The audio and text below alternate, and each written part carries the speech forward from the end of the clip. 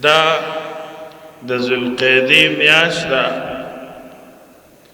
چې دې پسې د لوی اختر میاشت را روانه ده هغې ته ذوالحجه ویلی کېږي او انتهایی د خیر او د برکت میاشت ده پښتانه ذوالقعدې ته میانه میاشت وایي د دوو اخترونو په منځ کې ده او د هجری کلندر مطابق په عربي ژبه کې دې ته ذوالقعده وایي او دې پسې بیا ذوالحج ده چې هغه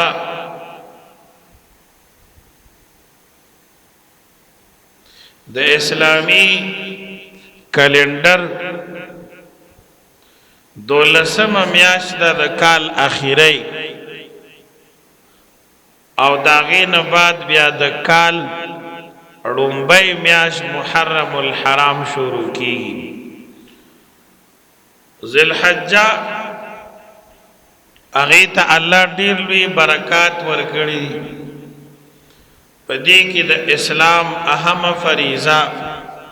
حج ادا کیږي او د دې نه علاوه قربانی پکې کیږي تکبیرات تشریق پکې ویلې کیږي او د دې ذوالحجې یعنی د لوی اختر میاشت نهم تاریخ ته عرفی ورځ وایي یوم عرفه د هغې ځان له فضیلت راغلی دی او د نهم تاریخ نه مخکې لومبي تاریخ طرف ته دا 8 ورځې د ذوالحجې ابتدایي د هغې خپل فضیلت په قرآن او حدیث کې راغلی دی په دې وجه الله پاک قرآن مجید کې فرمایي چې عقلمن خلق او خيار خلق دا ورځې نه ضایع کوي او دې کې هغه عبادتونه کوي هل فی ذلک قسم لذی حجر عقلمن خلق په دې کې ایصالی برخالی د خیر په کارونو کې هغه رسو کېږي نه رسول الله صلی الله علیه وسلم فرمایي د کال ټول ورځو کې انسان چې کوم نیک اعمال کوي په هغې کې زیات ثواب زیات اجر د اعمال حسنو هغه د ذوالحجې ابتدایي عشرې کې دی او د کال د نور ورځو اعمال صالحه د دې ورځو د اعمال صالحو ته او ثواب ته نشي رسیدي صحابه کرامو عرض وکړ د الله پیغمبر جهاد فی سبیل الله هم دې ورځو اعمال ته نشي رسیدي چې ډېر اهم عمل دی په دین کې نبی کریم او فرمایل جهاد فی سبیل الله هم د دې ورځو نیکو ته نشي رسیدي مگر هغه مجاهد چې هغه د جهاد په لاره کې وځي د الله په لاره کې وځي مال او جان دواړه قرباني کې او واپس را نشي د البته بهتر دی رسول الله صلی الله علیه وسلم فرمایي د لوی اختر میاشت چې کله روخیږي د دې دا لومړنۍ ورځې دا ډېرې اهمې ورځې دي نبی کریم فرمایي د دې یو روژه نیول د یو کال نفلي روژو سره برابر اجر لري او د شپې عبادت کول دا لیلة القدر سره برابر لیلة القدر پر رمضان کې ده او هغه پټه ده خو د دې شپو ورځو په حق لا یقینی طور ارشاد دے چې دا د ثواب او د اجر په لحاظ سره داسې دي لکه لیلة القدر.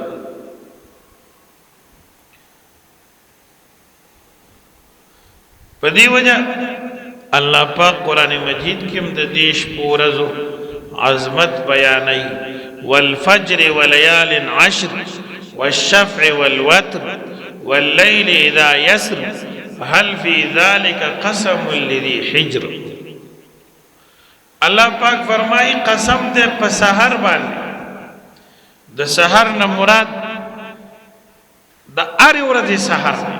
د سحر وخت انتهایی با برکت وخت دی. کم کار چې سحر وختي شروع شو دی کې به خیر وي،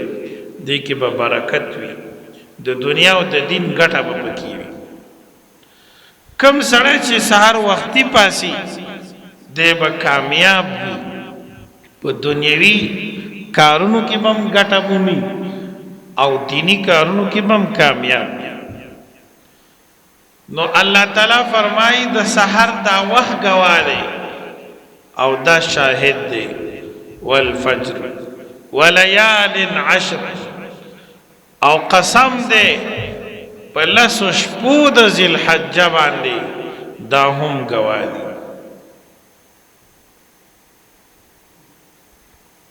نو دا لشبی انتهایی با عظمت دی. په دې کې عرفه ده چې د هغې روژه نیول سنت رسول الله صلی الله علیه وسلم دی. چې کوم خلک حج ته نه تلي او په کلی باندې او د حج په سفر کې نه وي، هغې دپاره د دې روژې ساتل او نیول ډېر لوی عمل دی. رسول الله صلی الله علیه وسلم فرمایي چا چې د عرفې روژه ونیوله الله پاک به د دې انسان د 2 کالو ګناه معاف کړي. د یو تیر شوي کال او د یو آینده کال. صوم یوم عرفة احتسب عند الله ان يكفر السنة التي قبلها والسنة التي بعدها. دا الله نه امید لرم چې الله پاک به د عرفې روژې نیولو سره د یو بنده د 2 کالو ګناه معاف کړي، د یو تیر شوي کال او د یو آینده.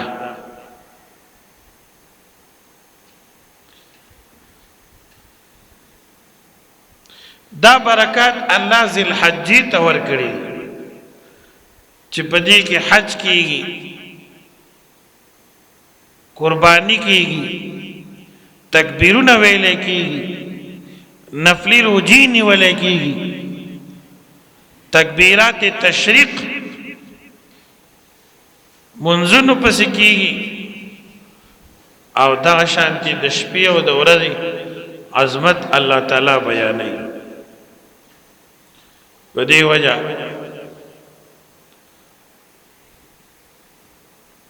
د دې انتهایی خیال ساتل پکار دي چې دا ضایع نشي.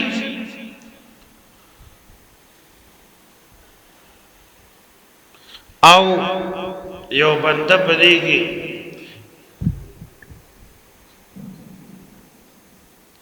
د الله تعالی رضا حاصل کړي.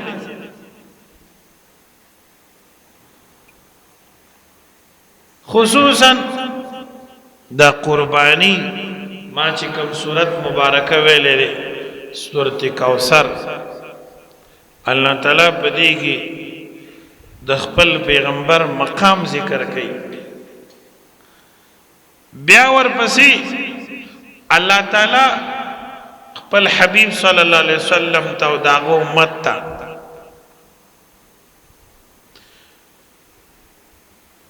حکم فرمایي چې منځ کوا او قربانی کوا د خپل رب د پاره. او بیا د رسول الله صلی الله علیه وسلم د ګستاخ او د بیا د انجام بیان شوی دی. ان شانئک هو الابتر. کوثر معنی ډیر لوی خیر، ډیر لوی برکات. انا اعطیناک الکوثر، اے پیغمبره مونږ درکړې تا ته ډیر لوی خیر. فصل لربک وانحر، منځ کو خپل رب د پاره، وانحر او قربانی کوا. ان شانئک هو الابتر،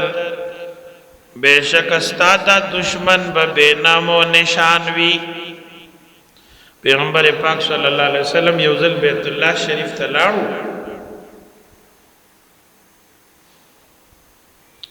واپس راتلو په باب الصفا باندې راوتلو. مشرکین بیت الله کې ناستو چې داخلي دونو دې صحیح نکو، باب الصفا طرف تر روانو وتلو.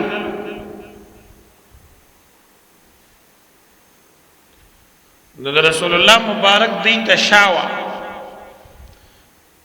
په داسې حال کې راوتلو. دی ولیدو چې دا څوک خو یې نه پیژندل. عاص بن وائل یو کافر هغه مخامخ را روان، هغه داخلي دلو بیت الله ته د صفا د لارې. پیغمبر علیه السلام سره مخامخ شو، آمنا سامنا وشو. کافرانو ملګرو ته تپوسو کو چې دا کم بنده وتلو دا سوکو. نو عاص بن وائل کافر وی چې دا ابتر او ابتر. ابتر په عربي کې هغه چاته وی چې چا زامن او اولاد او بچی نه او پس د مرګ یې څوک نه. دا ورځو کې د رسول الله مبارک بچي عبد الله سے وفات شوی، نو د کافر او زکه د بی ادبی خبرې چې نږدې ورځو کې به دیم لاړ شي، نارینه اولاد یې نشته ده، بیا به څوک نوم نه علي. الله خپل پیغمبر صلی الله علیه وسلم ته تسلی ورکړه، ادا صورت نازل شو. مسلم شریف کے حدیث ہے، نبی کریم داسی پریشانائی کیوں سترګې مبارکې پټې وي، ودن نو صادر مبارکې په سر اچولیو. اچانک سر مبارک اوچت کړ او وی خندل. صحابه کرام ورته که د الله پیغمبر تاسو ولی مسکی شوي، ولی او خندل؟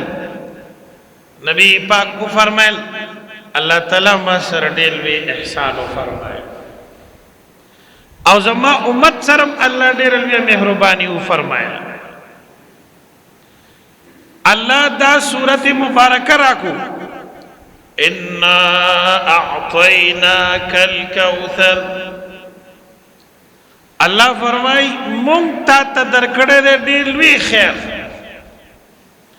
فصل لربک وانحر، منځ کا خپل رب د پاره، وانحر او قربانی کوا. ان شانئک هو الابتر، ستا دشمن دا خبرې کوي چې د نسل ختم شي، بیا به څوک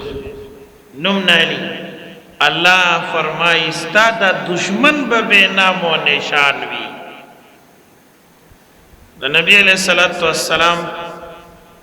دنیا نه د پرتګیدو سونه وخت شو، فلکونو کروڑونو عاشقان اوسم پزمکشتا الحمدلله. او دا دشمنانو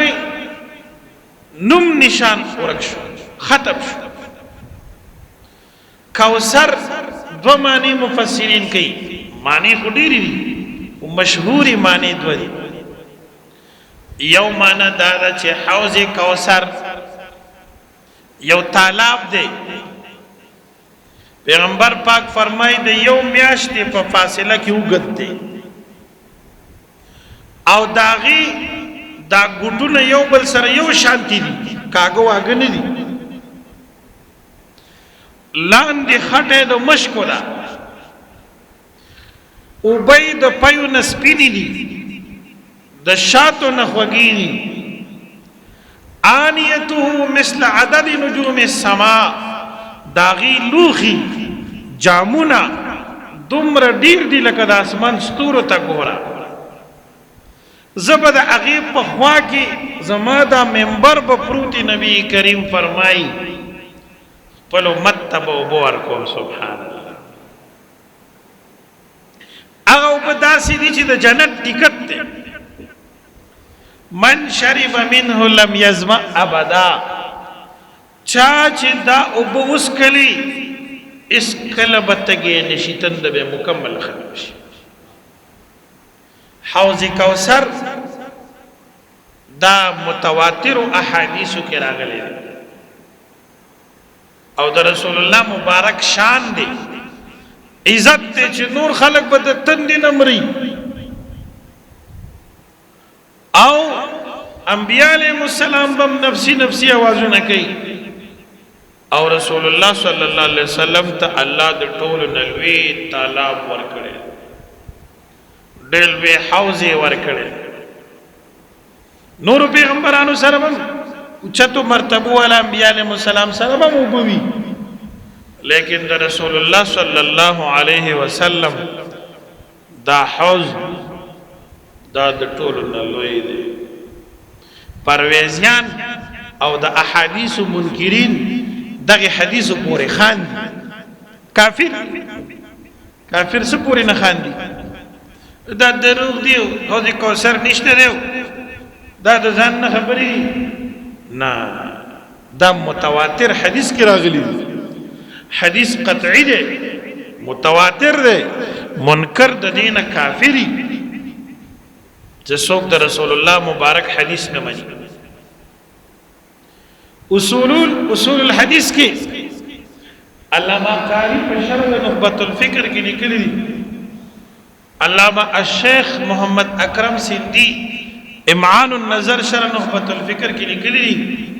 علامہ سیوطی البدور السافرہ کې لیکلي دي چې د حوض کوثر احادیث متواتر دي د متواتر نه منکر کافری او دا اصل کې دا پرویزیان چې د دین انکار کوي د دې غرض د نبی علیہ السلام بیا ادبی ده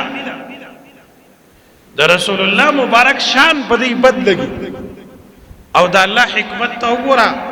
د دې صورت شروع الله د پیغمبر د شان نه کړی را انا اعطیناک الکوثر انا کې ذکر د الله د ذات ته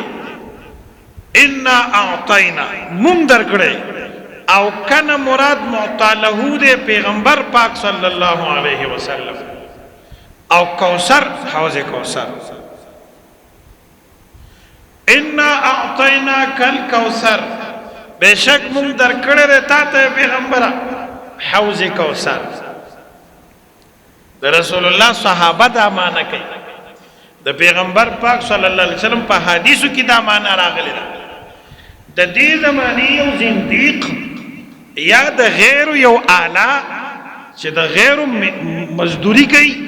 په مسلمانانو کې اسلامی عقایدو کې تزلزل پیدا کوي یا به علم او ساده مسلمانان د اسلام په مسائلو باندې په شک کې اچي کدا سي ډیر خلک مراشي نو هغه به تبای انجام به د ذلتی ځکه الله خپل پیغمبر ته ډېر به مقام ورکړي او د منکرین حدیث او د مخالفین حدیث او د آقای مدنی د شان مخالف خلق دا غي د ټول کار مقصد د رسول الله مبارک بی ادبی دا د نبی علیہ السلام د شان اقدس نه خلاف کول دي ځکه هو الله تعالی حکیم ذات د دې صورت شروع د نبی علیہ السلام د مرتبه نه وکړه کله په منځ کې به د حوض کوثر ذکر کړو ابتدا کې د رسول الله شان ذکر کو په اخر د صورت کې د پیغمبر د شان خلاف کوونکو انجام ذکر کو ان شانئک هو الابتر پرویزیان او منکرین حدیث خود د دوکې لپاره د قران نوملی دا قران نه دی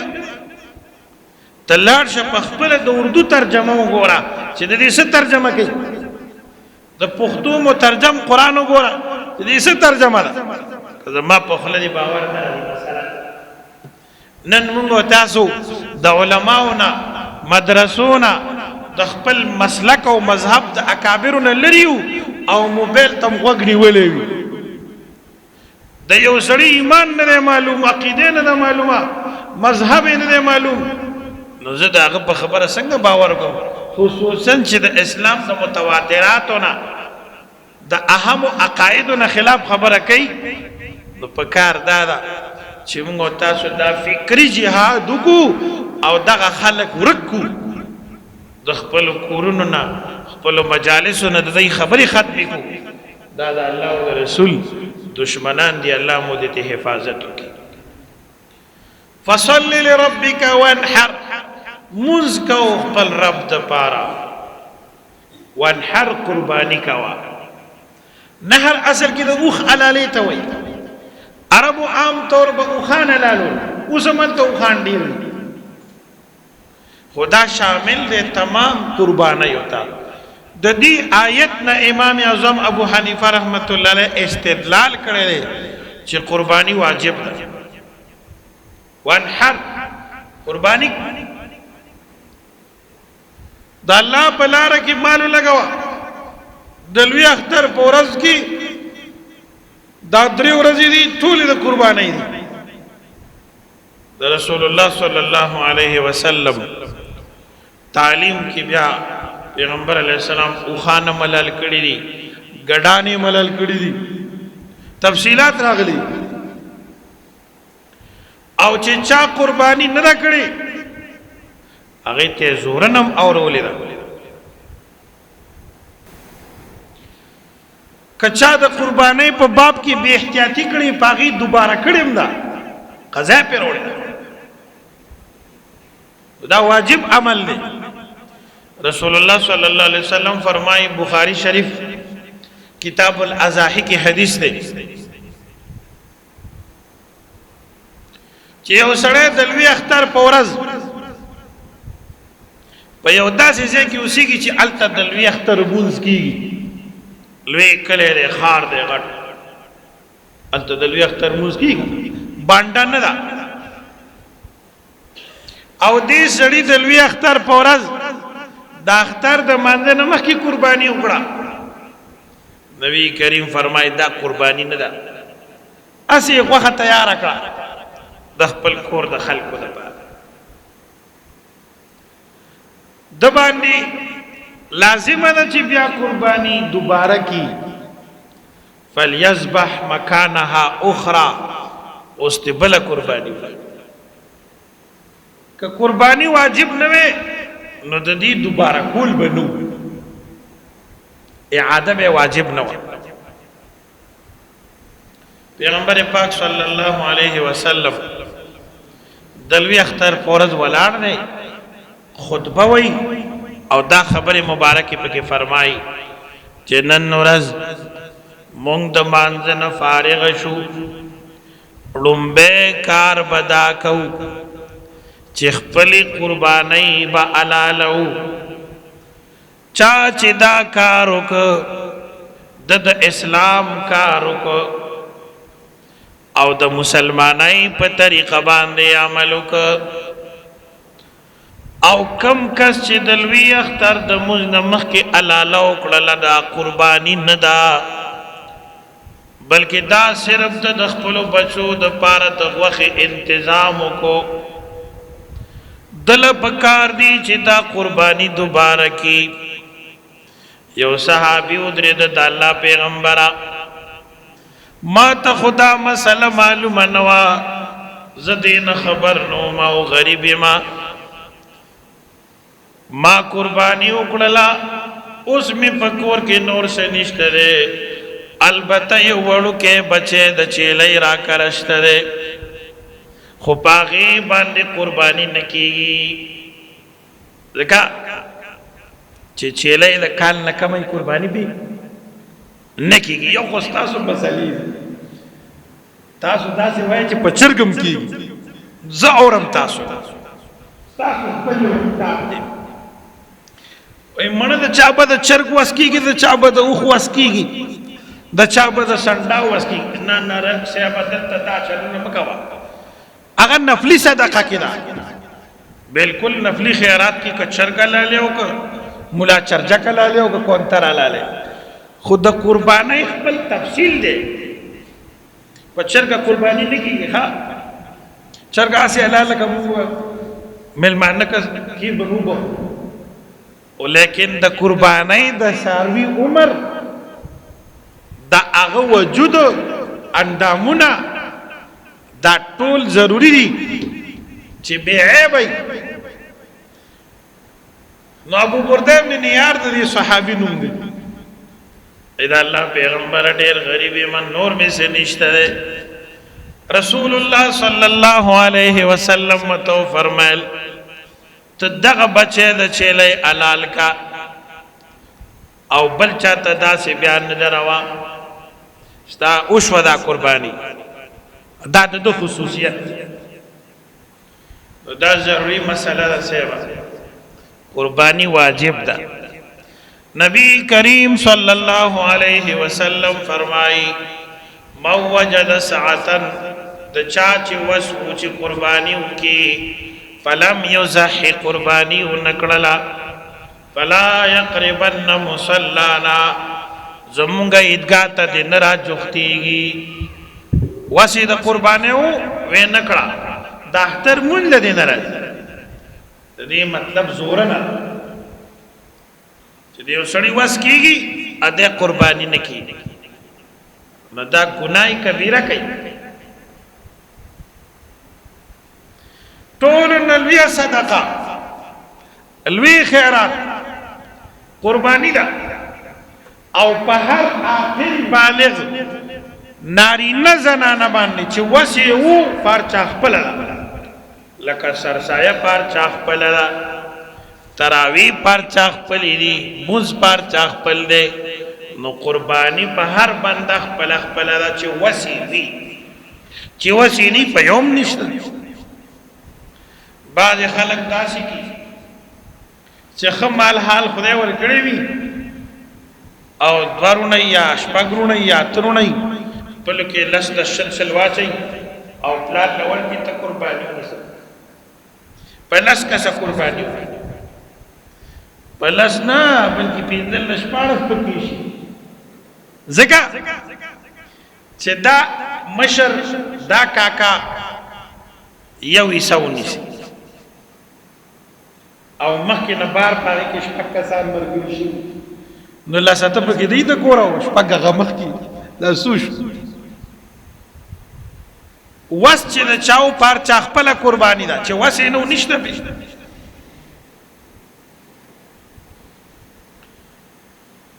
رسول الله صلی الله علیه وسلم فرمایي چې په غوین مال کې او په اوښ کې به اووه کسان د اووه نه به نه زیاتېږي که کم خیر دی که څلورو که دریو که دوو ټیک ده او د دې اووه واړو به یو مره پیسې پکې اچوي د یو شریک بم پکې د اوومې حصې نه کم نه په اویا زره باندې وشو یو غوی نو ټول به لس لس زره اچوي که یو پکې وي چې یاره د اته زره پکې زما نه والی نور یې نشم دا ټیک نه ده که بل چا وله ورکړي چې ستا د طرف یې اچوم بیا صحیح ده په خبرو پوهېږئ دغه شانتې ګډ دی او چیلې دی یو کال د دې نصاب عمر البته که صرف ګډو نو که د شپږو میاشتو نه اوړېدلی و غوښه پې وه په هغې کېږي خو چیلې چې د یو کال نه یو ورځ کمي نه کېږي که ډېر هم غټ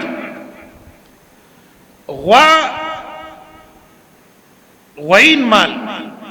دوه کاله په دوو کالو کې چې دوه ورځې کمي نه کېږي اگر که په منونو وي دعوت شریعت اندازه ورکړی ده د دې تابعداري به ضروری وي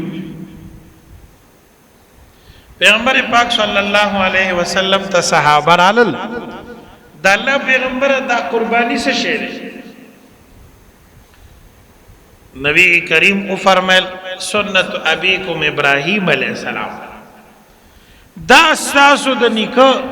ابراهیم خلیل الله علیہ السلام طریقه ده قالوا فما لنا فيها يا رسول الله دا الله پیغمبر مونږ د پاره دي کې سدي رسول الله صلی الله علیه وسلم فرمایل ان لكم بكل شعره حسنه الله پاک تاسو ته پدې کې د دې ساروي د ار وخت په ایواز کې یو نیکی درکې څومره لوی نیکی شو چې کوم ساروي د په قربانۍ کې حلال کو د دې په شرمن چې څومره وخت دي دومره ستا په عمل نامه کې نیکی لیکل حضرات صحابه کرام عرض کړه الله پیغمبر کده یو ساروي وخت نه وړې وی لکه ګډا رسول الله مبارک فرمایل الله پاک بتا چتا د هر یو تار د وړې په ایواز کې نیکی درکې د وړې د هر تار په ایواز کې بتاوته یو نیکی درکې او د قیامت په ورځ به دا د قربانۍ ساروي د دې د ډکو سره سرمنې سره نکونو سره خشنو سره تللې کیږي او د قرباني کوونکی د نیکو طلب پترنیږي سبحان الله دا څومره لوی عمل دی بعض خلک وی دا کافران نه دي کافران انګريزان وی دا په یو ورځ دومره ساروي لالون دې ته څه ضرورت دی دا پیسې راولي لار په جوړه کوي هسپتال په جوړ کوي سو کوي مونږ وایو نه الله پاک فرمایي فصلی لربک وانحر کالو سره هسپتال نه جوړو کنه څه باندې کړ په دې ورځ به دا کار کوي چې ساروی بالاله وینه بتوي پیغمبر پاک فرمایي چې دا وینه زمکی تر رسیدو نه مخکې الله پاک قبلې فتیبو بها النفس زړه په خوشاله کوي دا سنت طریقه ده کنه چې سو قربانی کوي د چا چې قربانی وي نو دیبا د دې ساروي په خوا کې ولاړې غوړه طریقه ده او چې چل ورزي سنت طریقه دار چې د قربانۍ ساروی په خپل حلال خو چې چل ورځي ګورې اسنه چل ورځي تاسو ته په پته ده په دې ورځ کو ځانګول ماهران چې چل ورځي سنت طریقه دار چې د قربانۍ ساروی په خپل حلال ثواب دی رسول الله صلی الله علیه وسلم پخپل ګډ حلال کړي د قربانۍ بخاری شریف کې حدیث دی نو الله پاک دې موږ او تاسو ته قبولي قربانۍ نصیب کړي قربان د قرب نه قرب نزدېکت ته وایي دا بنده الله ته نږدې کوي او اومدسي بغیر د قربانۍ نه چې یو سړی 100 روپۍ یا 100 روپۍ صدقه کوي د قربانۍ په باب کې یوې روپۍ ثواب ته نشي رسیدلی د قربانۍ تعلق د ابراهیم علیه السلام سره دی د شعائر الله سره دی د اسلام یادگار دی په دې وجہ صحابه کرامو به مخکې نه د قربانۍ ساروی برابر کو ځان لا او هغه به سربولو وی مون کنا نسمن ضحایانا مون بخپل قربانۍ سربولې خواري به سره کوله ولګي کنه په د قربانۍ ساروي د هغه بارکه روایتو کې راغلي دي ځینې عالمان هم وایي چې دا د قربانۍ ساروي په دې باندې به قرباني کوونکې سوريږي میدان محشر کې سمنوا ضحاياكم فانها متاياكم على الصراط دا حدیث په دې لفظ سره خو ثابت نه دی البته نور طرق شته متعدد نو هغه سره دا روایت سره ضعیف ګرځي موضوعي نه دی او په فضایلو کې ضعیف حدیث چلی نو دې جملې مطلب فضیلت ته چې د قرباني کوونکی مقام دی اجر دی چې د میدان محشر د سخت نه الله ساتي د ستړیا نه الله پاک ساتي په دې وجہ د الله رضا پکې شرط یا ولي نیکی وې دي ته چې الله د پاره وشي چې د الله لپاره نه و دې ته نیک عمل نشي ویلې ان صلاتي ونسكي ومحياي ومماتي لله رب العالمين او پیغمبر ان صلاتي بشک منزما ونسكي او قرباني زما ومحياي او تمام ژوند زما ومماتي او حالت د مرګ زما چې په ما باندې مرګ راځي لله رب العالمين خالص الله د پاره چې پاره کون کې د ټولو مخلوقات لا شریک له وبذلك امرت الله د پاره شریک نشتا او ما ته د توحید حکم شوی دی او د اخلاص حکم شوی دی وانا اول المسلمین او زه اول د ټولو مسلمانانو نو زما عزت مند کوشش وکي چې قرباني د نه پاتې نشي کم کس چې د الله د رضا د لپاره قرباني کوي